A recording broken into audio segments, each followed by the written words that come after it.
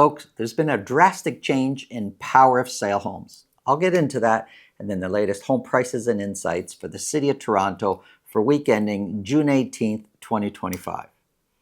If you feel this video can help somebody you know, pass it along. If you get value from what we're talking about, subscribe. And if you want to speak with me directly about your real estate situation, selling, buying, it's really simple. Below this video in the description, there's a link to my calendar. Click on that, book a time that's convenient for you, and we'll talk about whatever's on your mind.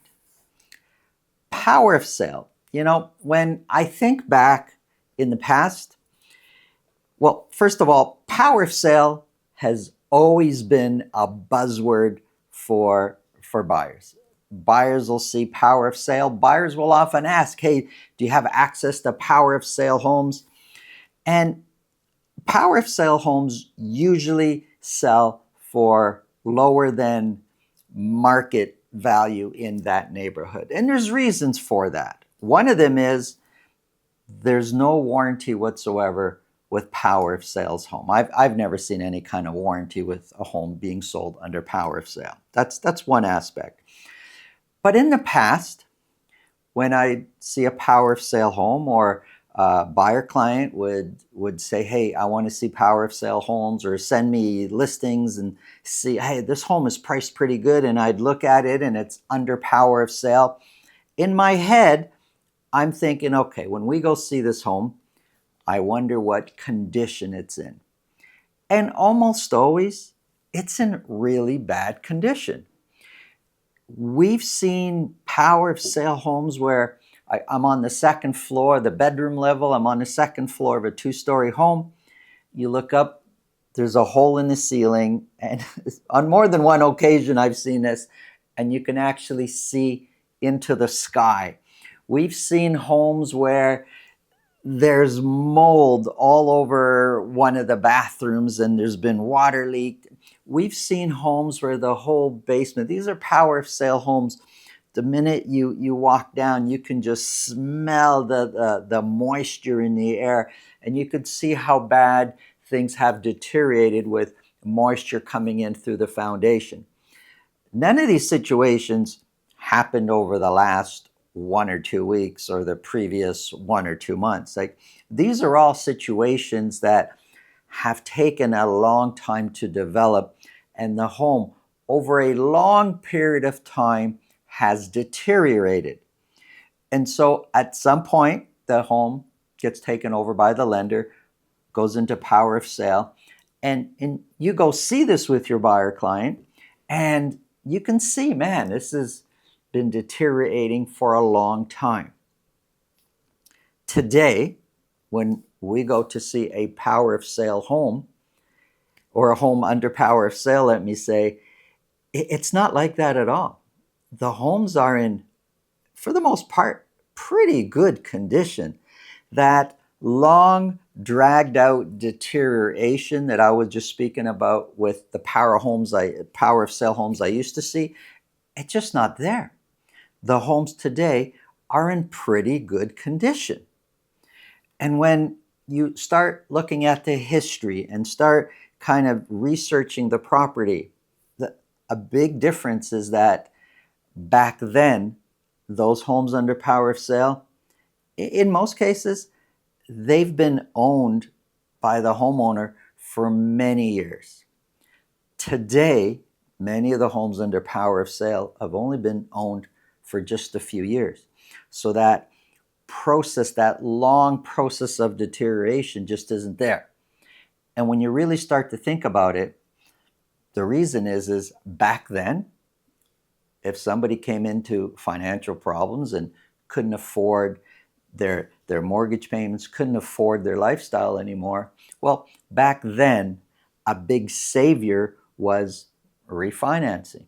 I mean, people could run into financial problems at any time during history. It didn't have to be just bad economic situations. It could be that their company closed down. It could be that they ran into some other problems. It could be they had a business. Oh, there's so many reasons at any time people can have financial hardships.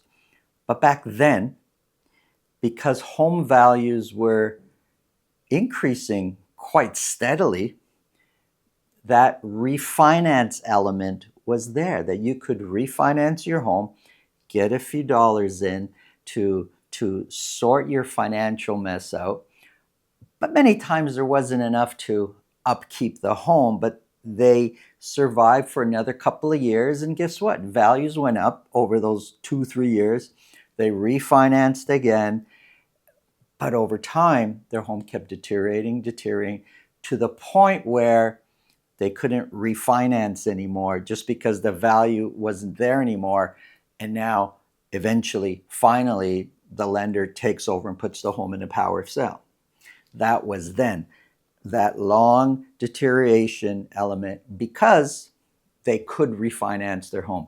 Today, anybody that's purchased, for example, 2019, 2020, you don't have that element of refinancing. So if you run into trouble today and you can't afford your mortgage payments, you can't go to the lender and say, hey, I want to refinance my home. For many, unless you've owned your home for a long, long time, if you've purchased in 2019, 2020 onward, that element of refinancing just isn't available to you there. So the home, when you bought it, it's kind of still the same. It hasn't had those years and years of deterioration. And that's just a big difference in power of sales. And my mentality has had to change because in the past, power of sale, oh man, what condition is this home in? That's the first thought that comes to mind. Not today. The homes are in better condition just because that long dragged out element of deterioration is not there because you can't refinance the home. So you bought it a few years ago. Now you're in power of sale. The home is still good. Many people bought, updated, and renovated, and now are in power of sale. The home is better than when they bought. This is something that I'm seeing more often, and I've changed my view on how I regard power of sales. Now, let's get into the numbers.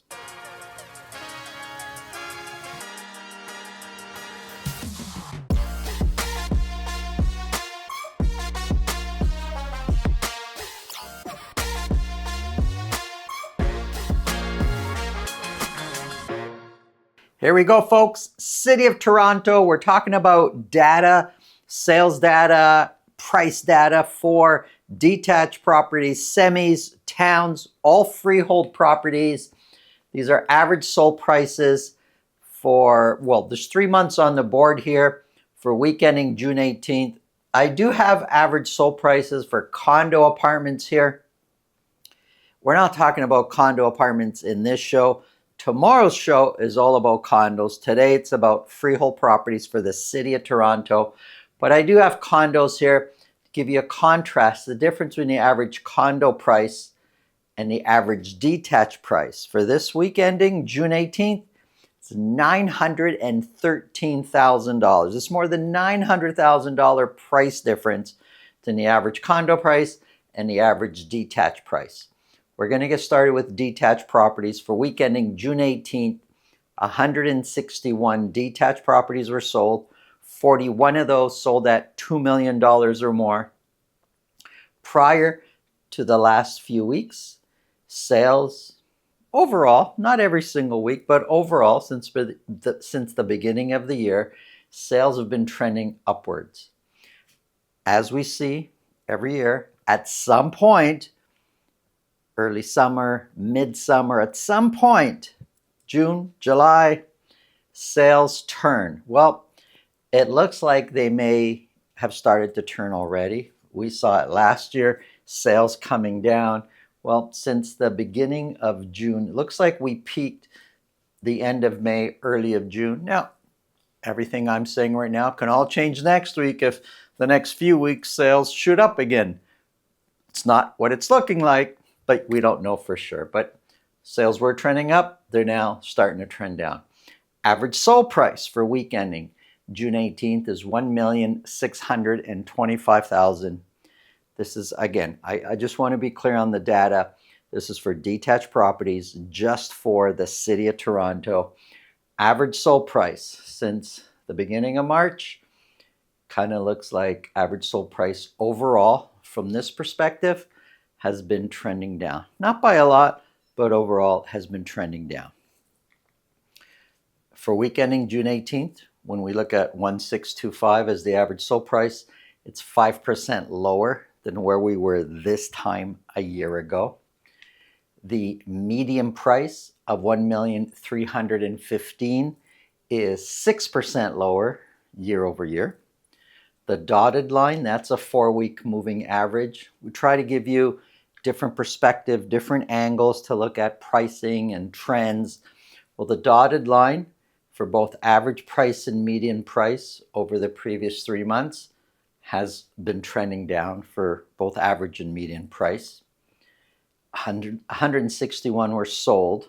61 of those, 38% in other words, sold at list price or more. Listings, 522 were listed, just detached properties. So listings is still quite active. There's a lot of new properties coming on the market. Many of those are relistings, properties that didn't sell that are being relisted. 3,014 are the amount of active listings available for sale. Active listings has been trending up.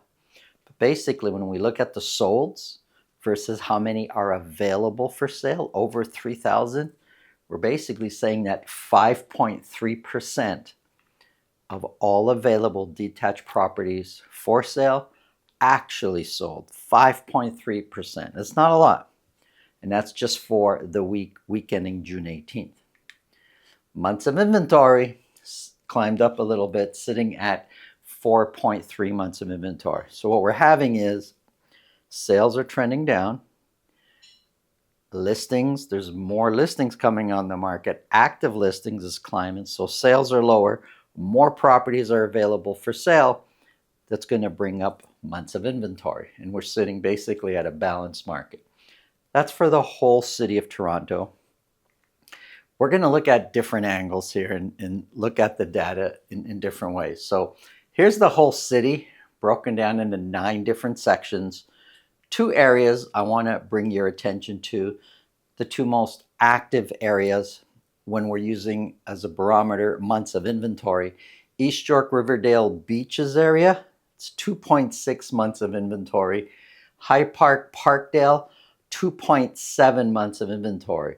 You have other neighborhoods, 4.5, 5.4, 7.5, 3.9 in Etobicoke. Scarborough is usually one of our more active areas. It's sitting at 3.3. But these 2, High Park, East York Beaches at 2.6 and 2.7, extremely competitive, more active. You're going to see more properties there as a percentage of all listings listed with an offer night type of strategy. These you're going to find more competition if you're looking to buy in those areas. That's the whole city. Let's break things down in a different way. Looking at all the city of Toronto, let's look at 3 bedrooms versus 4 bedroom detached properties. If we're looking at 3 bedroom detached properties, sales were trending up, now starting to trend down. But for week ending June 18th, 81 3 bedroom detached properties sold. Average sold price is $1,299,000. That is clearly trending down. Average sold prices since the end of March, beginning of April, average sold price has been trending down for 3 bedroom. Compared to last year, $1,299,000 is 8% lower. 8% is $107,000 difference between this year versus last year. If we look back the previous few weeks, we're at $119,000 difference, $117,000 difference. So over the last few weeks, they've all averaged at 8% lower. Here's 4 bedroom. For week ending June 18th, 51 detached 4 bedroom homes sold. So there's fewer 4 bedrooms being sold than 3 bedrooms, but a lot might have to do because of the price. The average price of a 4 bedroom property in the city of Toronto, it's over $2 million. It's $2,074,000. Average sold price for 4 bedrooms seems to be trending upwards. Compared to last year, $2,074,000 is 2% lower, which equates to $49,000 lower year over year. The previous week it was $73,000 lower. The week before that, $56,000 lower. So the spread between 3-bedroom year over year versus 4-bedroom year over year, the spread is much larger with the 3-bedroom homes. If we compare the two, 3-bedroom versus 4-bedroom, the orange, that's 3-bedroom, the blue, that's 4-bedroom. Sales difference, you could see there's a big difference in change between 4-bedroom sales versus 3-bedroom sales. And when we look at average sold price, the difference between a 3-bedroom versus 4-bedroom, $775,000 difference. So just a different way of looking at the numbers. Here's semi-detached properties. For week ending June 18th, 59 semi-detached properties sold.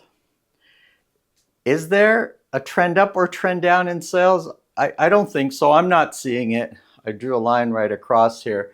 I'm not sure what's happening that other than sales are pretty much flat.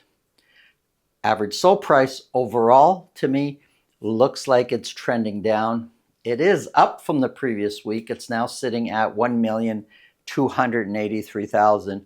But when I look at it overall, and I kind of go back since the end of March, beginning of April, overall looks like to me prices for semis are trending down.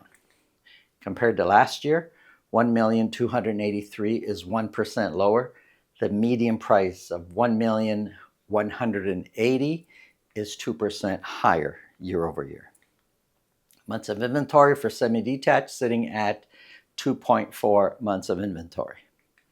Here's townhomes. These are freehold townhomes. For week ending June 18th, 18 freehold townhomes sold. 4 of those sold at $1.5 million or more. Average sold price for freehold townhomes is sitting at $1,191,000. And those prices for freehold townhomes, pretty clear, they're trending down. Compared to last year, 1,191 is 13% lower. The median price of $1,044,000 is 25% lower. Months of inventory for freehold townhouses sitting at 3.7 months of inventory. Pretty much a balanced market. And here's a summary overall about months of inventory. So we got all the detached sitting at 4.3. And again, this is just for the city of Toronto. We've got 3-bedroom detached sitting at 3.4. We've got 4-bedroom detached sitting at 5 months of inventory. Semis at 2.4. Townhomes at 3.7. Look, overall, it's pretty much going to be a balanced market, but there's going to be pockets where maybe we're at the top end of a seller's market, a little bit more competitive, and there's going to be pockets of different situations like that. There may be even pockets of buyer's market where there's just a whole bunch of listings sitting there not selling.